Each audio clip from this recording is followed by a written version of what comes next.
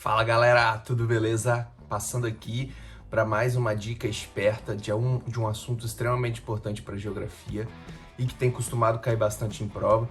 Porém, às vezes no livro aparece ali, ó, na notinha de rodapé, como eu sempre digo, tem caído bastante, especialmente na prova do Enem. E o assunto é a regionalização do espaço brasileiro. A gente estuda e discute bastante a regionalização do espaço mundial, a divisão do espaço do mundo em regiões, região desenvolvida, subdesenvolvida. Mas e o espaço brasileiro? São assuntos extremamente importantes que aparecem nos livros e às vezes está lá no conteúdo do 7º ano do Ensino Fundamental 2. Então vamos lá, chega junto. O que é regionalizar o espaço mundial? Primeiro, regionalizar um espaço é você dividir o espaço em regiões. Eu faço isso aqui em casa. Todo mundo divide o espaço em regiões. Por exemplo, a região que eu tô aqui agora na minha casa é a região de estudos, é a região de um quarto de estudos. A região da sala é uma região de descanso, região do quarto de dormir, a região da cozinha, região de fazer comida. Então a gente costumeiramente faz esse processo de dividir o espaço em região. Mas o que vem a ser região? A região é uma parcela do espaço geográfico que é dividida segundo alguns critérios. Qual o critério que eu usei para dividir aqui o espaço da minha casa? O critério dos usos das parcelas do espaço. Esse foi o critério, um critério social, porque é o uso que eu faço de cada parte do espaço geográfico. Então a gente divide assim os espaços do planeta Terra. É muito comum a gente observar em algumas cidades a divisão do município em regiões. Município de Vila Velha, por exemplo. Não só o de Vila Velha, como o de Vitória também, porque esses eu já vi. A divisão em regiões administrativas, região 1, 2, 3, 4, 5. E isso a prefeitura faz para facilitar a administração, o gerenciamento dos problemas que acontecem na cidade.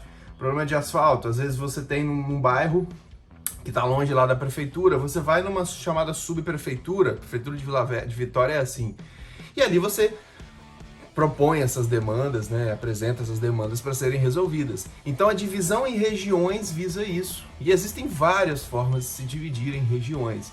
E as do Brasil são várias. Vamos ao que importa então sobre a regionalização do espaço brasileiro. A primeira proposta, lá nos anos 40, foi proposta pelo IBGE, Instituto Brasileiro de Geografia e Estatística.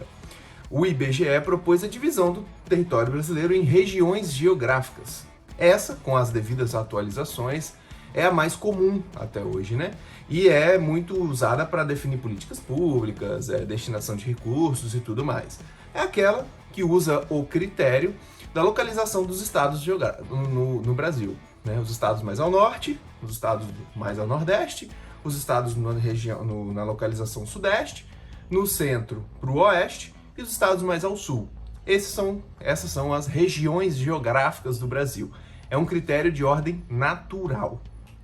Outras duas regionalizações muito importantes foram feitas pelo geógrafo Pedro Pinchas Geiger, que é dos complexos geoeconômicos no Brasil. Essa não segue a definição os limites dos estados, e ela é muito importante, foi feita na década de 60, e dividiu em 3 regiões no Brasil, chamadas 3 macro-regiões geoeconômicas. Bom, as 3 macro-regiões geoeconômicas são a macro-região amazônica, do Nordeste e o Centro-Sul. E aí você pode observar no mapinha como que estão divididas essas 3 regiões. O que importa? O critério que ele utilizou para essa divisão, que é o processo histórico de ocupação dessas regiões brasileiras. Foi diferente ao longo do tempo, do período histórico da formação do nosso país, e o desenvolvimento socioeconômico, isso lá na década de 60. Então a macro-região amazônica é a região de ocupação mais antiga, né, que até hoje tem grandes vazios demográficos, uma região mais pouco ocupada.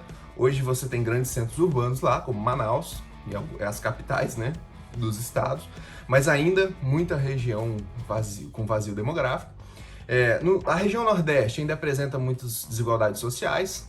Hoje já é um pouco diferente no desenvolvimento socioeconômico, principalmente da região Nordeste. Foi a região a primeira a ser ocupada no Brasil, mas hoje não é a região mais desenvolvida. E o Centro-Sul é a região mais desenvolvida, região que tem grandes polos de ciência e tecnologia, e no centro-oeste, numa parte da região centro-oeste, é onde abriga um grande parque do agronegócio, da agroindústria brasileira, notadamente integrada à indústria e ao desenvolvimento da região sudeste brasileira. Por isso que ele integrou aí a parte do centro-oeste, do sudeste e do sul. Algumas coisas são importantes de a gente notar, que parte da região norte de Minas Gerais ali é englobado como a região nordeste, devido ao seu atraso socioeconômico, a desigualdade que existe nessa região. Pedro Pinchas colocou como região nordeste. E uma parte oeste da Bahia, que vocês podem observar, tem um grande complexo do agronegócio. Então, uma região que tem esse desenvolvimento socioeconômico mais avançado, desenvolvimento econômico mais avançado, por conta do agronegócio se encaixando aí na região centro-sul. Mas essa regionalização foi atualizada pelo Milton Santos e a Maria Laura Silveira nos anos 90, e esses dois geógrafos fizeram a regionalização dos 4 Brasis, né?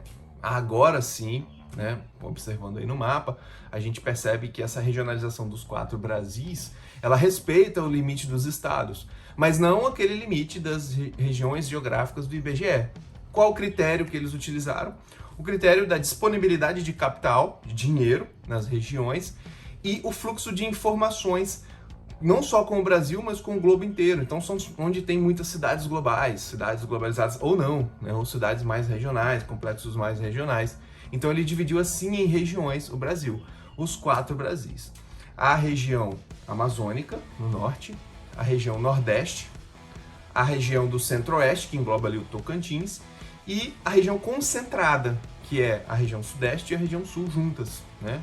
Chamou ali de região concentrada.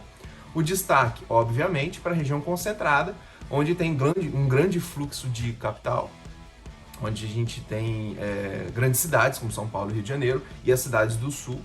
Você tem aí um grande fluxo uma grande presença de indústrias.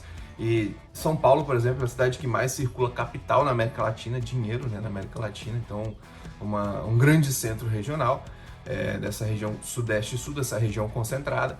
A região centro-oeste, junto com o Tocantins, apresenta um grande parque do agronegócio, da agroindústria, ligada às indústrias e empresas da região concentrada, então atendendo aos interesses dessa região concentrada. Então, uma região muito importante, essa região do centro-oeste brasileiro, que Milton Santos e a geógrafa Maria Laura definiram. E a região nordeste, que nos últimos anos apresentou um grande desenvolvimento socioeconômico, mas ainda com os seus estados ali do nordeste, com grande presença de capital na região do nordeste, principalmente turismo e outras atividades do comércio, e nos últimos anos apresentando um parque industrial em transição para lá. E a região norte, a região amazônica, né, que ele chama, essa região amazônica apresentando um grande desenvolvimento, sobretudo após os anos 70, com a Zona Franca de Manaus, naquela região, mas ainda com grandes vazios demográficos e desenvolvimento nas grandes capitais apenas. Então, esses são esses 2 processos principais que aparecem e mais importantes sobre a divisão do espaço geográfico brasileiro em regiões. E espero que tenha ajudado aí vocês, pessoal. Não se esqueça de deixar o like ou o comentário aqui embaixo em caso de dúvidas e compartilhar esse vídeo. E bons estudos, pessoal. Abraços, hein? Tchau, tchau.